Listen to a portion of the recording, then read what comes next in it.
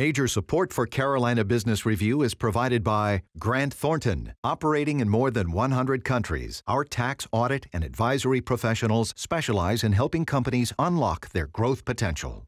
Novant Health, bringing you world-class technology, clinicians, and care when and where you need it. And Sunoco, a global manufacturer of consumer and industrial packaging products and provider of packaging services with more than 300 operations in 35 countries. Well, in general, the news cycle has been relentless when it comes to, and blistering when it comes to minute-by-minute scrutiny of the healthcare conversation in this country for a long time now, but for the time being at least, and due to events like what happens in North Korea, presidential tweets, Confederate culture, et cetera, there has been somewhat of a respite on the repeal and/or replacement of Obamacare.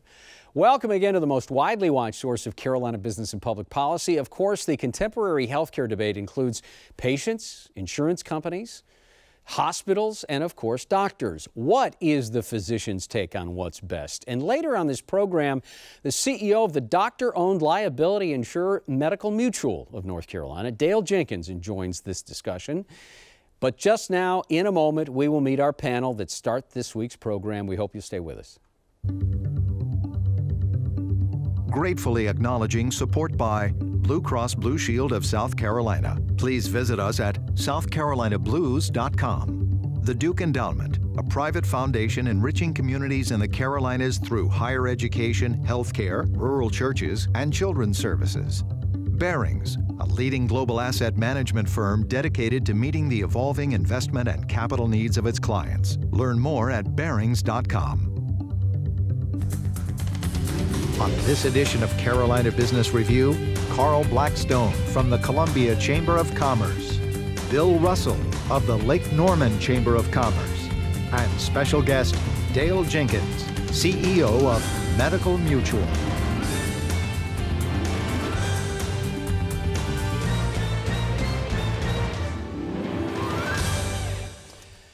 Hello, welcome to our program. Gentlemen, welcome back. Hey, thanks for having us. You know, all the good stuff happens before the cameras go online, but I do want to talk to you, Carl, about SCANA and Santee Cooper and this issue that they have backed away now from building 2 nuclear reactors in Fairfield County, the VC Summer plant. And so here is something that has become visceral, I think, in the community of South Carolina. And are you surprised by the visceral and the acute nature and the reaction both politically and publicly about this? I was a little surprised. I mean, you were talking 5,600 people losing their jobs overnight. They were not prepared for this at all. I think it was the way it was done. When they were on site at 1:30 in the afternoon, they drop your tool belts. We're closing the plant. We're shutting down. I mean, that catches everybody off guard. I think it's a disappointment for everybody, but the fallout is going to be severe. This is just my, of course, don't have any ties to either one of those organizations, but I think I want to ask you the question this way. It seems like we saw this coming over the horizon now for a while. Not that it would happen this quickly, but we had the public utility staff looking over the shoulder of both SCANA and Santee Cooper. The politicos and those that serve in the State House knew about this. So it seems like everyone is kind of scrambling for the exits and nobody wants to touch this one. Well, that's true. And I think what's important is nobody wanted this to happen. I mean, I think even the power companies have spent so many years and billions of dollars to build these 2 reactors. But you got to look back at 2004, 2005, 2006 when these negotiations started and what was going on. It was before the carbon footprint debate was going on. Back then, the natural gas prices were 6 times what they are in current dollar days right now, 6 times. So nuclear was the only option at that particular time. At least we didn't have the ability to do the solar. We didn't have the battery life it was not cost effective to do solar. You have to take everything in perspective. You got to keep it in perspective, what it was then, what it is now. Could there have been other options along the way? And I think that's what the House and the Senate are looking at right now in their special committees. You're going to see some leadership change, obviously, at both of the 2 companies. It's unfortunate. The question going forward is, how do we pay for what's left? Do the rate holders, are they going to be held responsible for paying $2 billion for a failed project? Right. All right, Bill, I'll bring you into this dialogue, and not so much about whether SCANA and the utilities in South Carolina should be held accountable, or who's, who he said, she said, or who's at fault. But, you can say that there is a similar public works project going on in North Mecklenburg County, which is important to the transportation plan of, you could argue, the most vibrant commerce center in North and South Carolina, and that's this I77 Corridor Expansion. Mercator Advisors, and I know you know this well, but for the benefit of our viewers, Mercator Advisors was hired by Jim Trogdon and the state of North Carolina to take another look at the contract and the expansion and where they are, and they've come back with some real questions about not just the viability of the contract, but here's the issue. So you've got the widening of I-77 north of Charlotte, that's pretty well down the road, no pun intended, but I would say close to 70% completed. Mercator has brought up some real questions about it. How do you stop a project like that and not undermine momentum and a traffic pattern that needs some relief? No one's saying we should stop the project. I think what we're really looking at is maybe DOT coming in and allowing Accenture to complete the project and buying it out. And then instead of having 2 HOT lanes, one of the recommendations from Mercator was to take the two lanes that are being built, make one of them a general purpose lane and one of them a managed lane from exits 23 to 28. That would be optimum. We would love to see that. But no one's calling for a halt to the project. That's not something we would like to see. Is there something, transportation in North and South Carolina is a big issue. Huge. Did we learn something did you learn something? Did some of your constituents learn something in North Mecklenburg County and Iredell County? Well, you have to remember when this project was first brought up, managed lanes way back in 2007, 8, 9, we didn't have the money. We were going into a recession. Right. The state didn't have the money. We'd stole from the Highway Trust Fund, so we didn't have the money there anymore. And so the state of North Carolina was trying to build roads without money. How do you do that? Well, you get somebody else to pay for it. And so they went into the concept of a managed lane, and then it evolved into P3, having somebody else do it. But the problem is in Lake Norman, again, the Lake Norman Chamber has never been opposed to P3s or managed lanes. We're simply saying with a 32,500 acre body of water and limited real estate, you only have one shot at this, and this is I-77. And even DOT has come back, and Mercator has said, this doesn't ease our congestion issue. It may guarantee mobility, but it doesn't guarantee congestion. And here's the funny thing, Chris. There was no economic development study done on this because 90% of the time when you add additional road capacity, you're going to spur economic development. Well, in this case, you won't do that. You're going to see gridlock in North Mecklenburg, and even Mercator and DOT understands that. And I don't want to get too much into the weeds of this, Carl, but let me bring up the fact Christy Hall, South Carolina DOT Secretary, was on the program recently and took a lot of these issues head on and said, yes, South Carolina's getting money now. We're going to fix roads and bridges, but how can you get out in front of places like Dysfunction Junction and the widening of I-26 and make sure that that the whole state doesn't become a bottleneck to economic development and growth, and also healthy, good lifestyles and communities? Growing pains are great, right? I mean, they're a product of growth, which we are both seeing that in our states. When we passed a gas tax this year in South Carolina, the business community really pushed that over the edge because we have to invest in our infrastructure. We have one of the best assets in South Carolina is our port. If we can't get goods and services to our port, then what's the point of having it? So investing in that's critical. Have we waited too late? There's a lot of areas that are going to see significant gridlock over the next 3 to 5 years unless we see infrastructure improvements. They're happening, but it's just going to take about a 5 to 10 year period to really get where we need to be. Yeah, okay. A couple minutes left, Bill. I want to ask you about redistricting in North Carolina has now come to the fore again. They call it reapportionment officially, but there's an idea that's kind of bubbled up in redistricting, and that is, and these are my words, take the fox out of the hen house. Don't let the politicians draw the districts. The idea of let those who live in the state draw the districts. What do you think will happen in redistricting? Will North Carolina get to a point where they get a bona fide, fair plan of drawing new districts? It should. What you see is whatever party's in control, they tend to draw districts to be safe districts for each other. I mean, that's just what happens. And you have these, gerrymandered, squirrely districts running, and it doesn't even make sense. Mel Watt's old district, you looked at that and it just, how can you come up with something like that? But the way they're being drawn now probably are much fairer in terms of the district. The thing is the change. I mean, we now are looking at building relationships with somebody totally different because we're going to get a different representative. We have a different representative on a federal level. Now we're looking at a different representative on a state level. But it probably needs to be nonpartisan in the way they're drawn. And sorry to interrupt you. You think this will change the political color of North Carolina from purple or red or blue? You know, there's been a lot of changes, and we'll probably talk about that rural divide a little bit later. But yeah, I think that there is going to be some changes there. Yeah. How about South Carolina? About 30 seconds. I think we're going to be watching what North Carolina does very closely. So when the census comes out in 2020, and the lines will be redrawn, it'll be on the forefront of everybody's mind. Yeah. Okay. We'll bring our guest in just a second. Coming up next week on this program, his name is Marcus Smith. He is the CEO of Charlotte Motor Speedway. He is also the president of of Speedway Motorsports. And why it's important is not so much about NASCAR. Certainly there are changes in that big league sport, but it's really about the point of the spear that Mr. Smith, Marcus Smith, has represented to win a Major League Soccer franchise for Charlotte. And there is one of those historic Charlotte versus Raleigh competitions going on about who might win an MLS franchise. Marcus Smith will be here next week on the program. And then the following week, Carl, as you talked about, the South Carolina ports is indeed very important to South Carolina, but also North Carolina. We will have a two-part on-site program at the South Carolina Ports Authority in Mount Pleasant.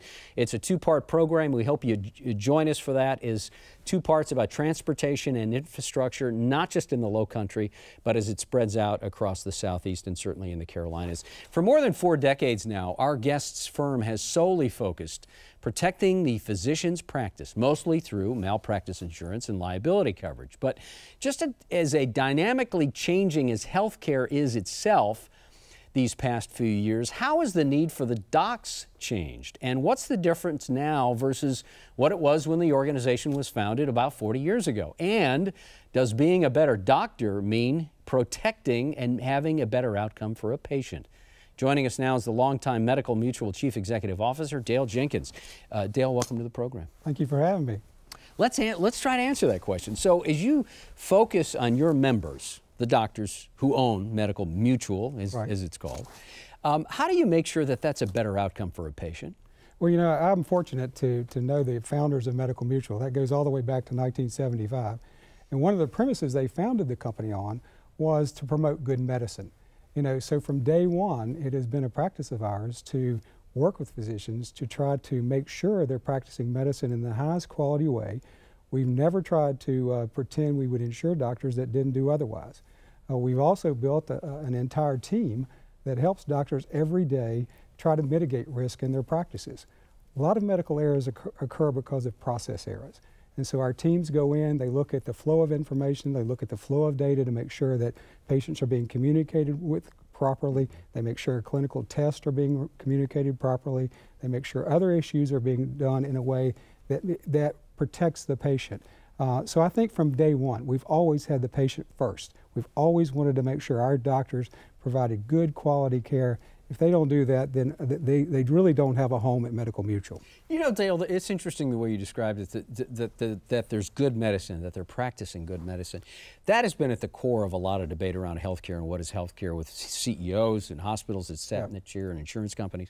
So how hard has that been to redefine what good medicine is now versus how, you know, it was a lot simpler before. It was certainly big, but what does good medicine really mean now? Besides just communication, what does that mean? You know, I think good medicine today really involves keeping people healthy. You know, I think in the past, you know, we looked at medicine, and particularly from a physician's perspective, it was more of a procedure-based approach. You show up to the doctor, you get a treatment, you show up for a surgery, you show up for a procedure, and then you go home. I think today we're much more focused on the entire health of an individual. So you see concepts emerging like value-based health, population health, where you're really trying to encompass the individual with a series of services and a series of programs that keep them healthy. That's the way we're ultimately going to drive down costs, is keeping people healthy, keeping people out of the hospitals, keeping people out of the doctor's offices. it's an exciting time in medicine right now. I was at a conference about 2 or 3 years ago, and I saw this wonderful slide, and it was a slide that had Navy SEALs. And it said, Navy SEALs, we run to the fight. And I think that's sort of our attitude at Medical Mutual. We want to run to the fight. We want to be part of these exciting changes that are going on and help physicians as they embrace all the new ideas, all the new technologies, all the new drugs, all the new things that are available to them that ultimately will help keep people healthy. That'll be good for doctors, that's good for patients, it'll drive down costs, that's good for business. It lifts everybody's boat when that occurs. Carl? Hey, good to see you. At your time, before you were there, you were at Ernst & Young, and you talked about embracing disruptions. For Chambers, we're trying to embrace disruptions. Sure. What's your advice to millennials and Chambers around North and South Carolina on embracing disruptions? You know, I think that I do believe in that. I think that you have to be willing to look at your own organization. You got to be willing to change, and you've got to be willing to adapt. There's an interesting article in the Harvard Business Review about 3 or 4 years ago that said, you know, companies that are going to be successful in the future, they're going to have to do 3 things. One is they're going to have to disrupt themselves. They're going to have to recognize that, you know, the way they did business in the past may not be the way they need to do business in the future. They've got to have courage. Even though things are working great, they may need to change. You know, one of the enemies of being great is good. And so if you think you're really good, then you're in a bad place. You know, we want to be a restless company. We want to be a company that is always looking to try to do things better as we move forward. The second thing that article said is you got to be innovative. You got to be creative. You got to come up with new ideas. You got to come up with new thoughts about how you can best serve your customer. And finally, and I agree 100% with this, we're all in a war for talent. Right. You know, talent, we're in the service business. So whether you're in the chamber business, whether you're in the insurance business, whether you're in the financial services business, talent makes a difference. And today, talent has a premium like never before. So those 3 things, I think, are going to allow organizations like ours, organizations like Chambers, if you embrace those concepts, I think you've got a great chance of being successful and really realizing the potential that you have as opposed to being content with where you are. Think about what you can be. I think most people don't recognize that there's more potential there than they think exists. So try to be all you can be. If you do those things, I think that would be a pathway to let you do that. Thank you. Yeah, the number one issue I hear with our small business community is they can't plan for the healthcare cost. I mean, last year, premiums going up 20–25%. I talked to a small business owner this week, female, who pays $750 a month for her healthcare.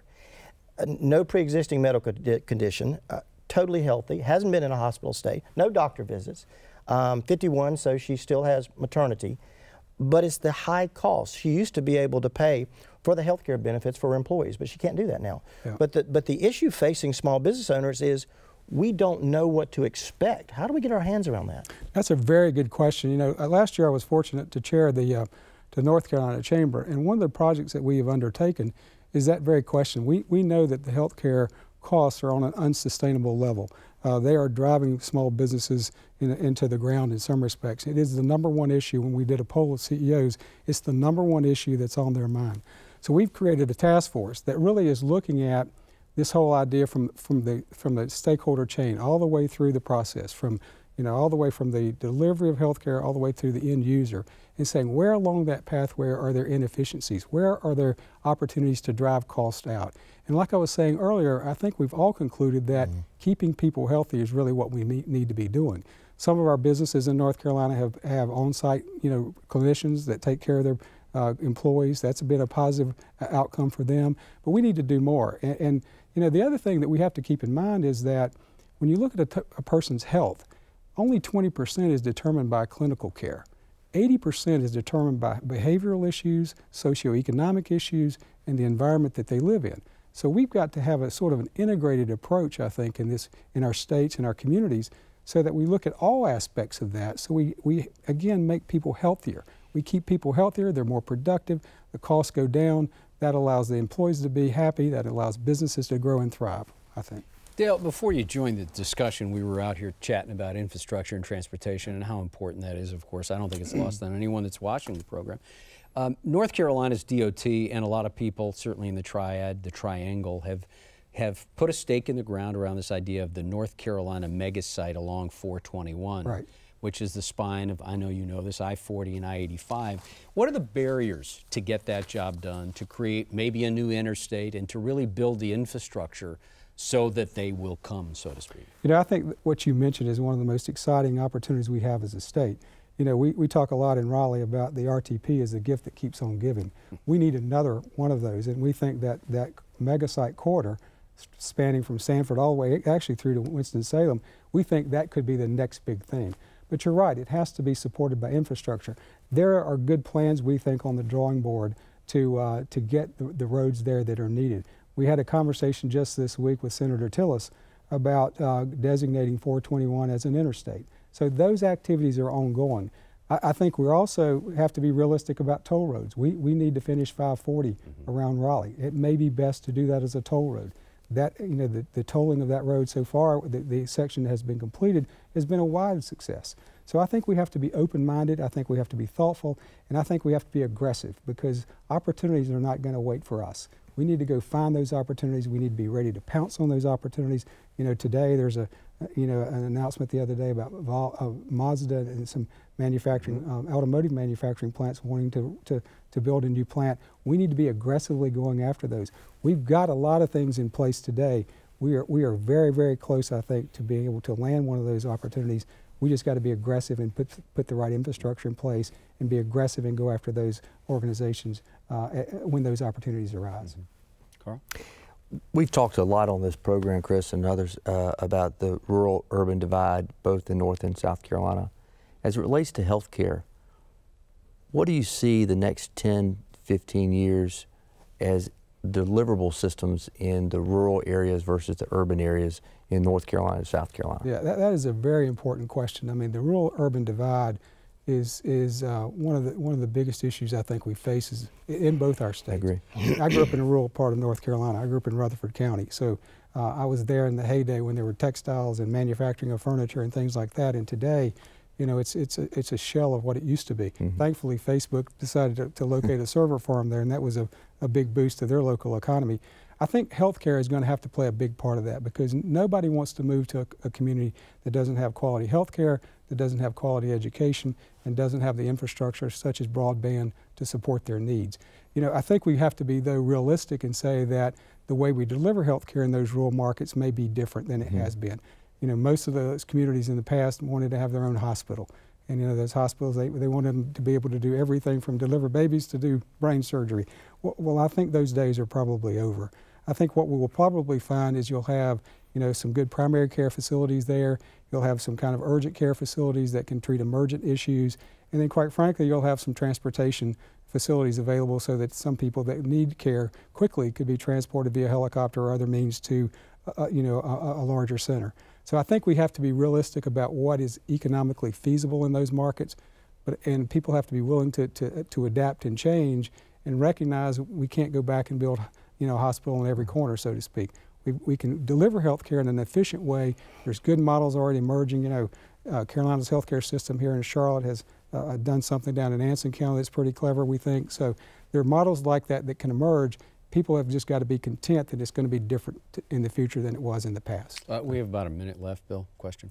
Well, I want to go to literacy. I know that's been a passion. Yep. You know, we spend grades 1, 2, 3 learning to read, and 4th we start focusing on reading to learn. Right. And so my question is, I think we've moved up about 76% in our literacy rate in North Carolina. How do we continue to bridge that gap? Well, I was involved earlier this year with a group led by Jim Goodnight in Raleigh to really focus on 3rd grade reading literacy. You know, I have to confess, until I got involved, I really hadn't focused as much as I should have on how important that really is. The Business Roundtable had 3 suggestions on how to improve 3rd grade reading literacy. Actually, they had 6. We're proposing here in North Carolina we adopt 3 of those. One is to develop a sort of a continuum of a program from birth to age 8, to really have something that's seamless, that allows children to progress steadily through a consistent program that's well coordinated, not siloed, but at the end of the day, they're capable of reading proficiently at the end of 3rd grade. In about 30 seconds there, Dale, sorry. And the other 2 things, the other thing is to develop data systems that can track people, and finally, we are very much an advocate of expanding the pre-K programs, the great pre-K programs that are here in North Carolina. The legislature did a good job this year. They funded more slots. They funded the slots that are for kids that are on the waiting list. There's still a lot of kids out there that need to be served. So expansion of pre-K is important. So literally 10 seconds, would that singular focus on third grade reading scores make a huge difference? 44, it absolutely would. Yeah. Yeah, absolutely, no doubt about it. Dale, thank you for being on the program. I'm sorry it's taken us 26 years to get you over here, but I'm glad you finally did. And well, thanks for the invitation. It's a pleasure to be here. Well, please come back. I certainly will. Bill, good luck up at Lake Norman. Great place to live. Yes, it is. Carl, God bless you, man. Thanks for coming up from Columbia. Good to see you. Good to see you too. Until next week, I'm Chris Wooding. Good night. Major funding for Carolina Business Review was provided by the Duke Endowment, Barings, Grant Thornton, Novant Health, Sunoco, Blue Cross Blue Shield of South Carolina, and by viewers like you. Thank you. Promotional consideration provided by Business North Carolina Magazine. For more information, visit carolinabusinessreview.org.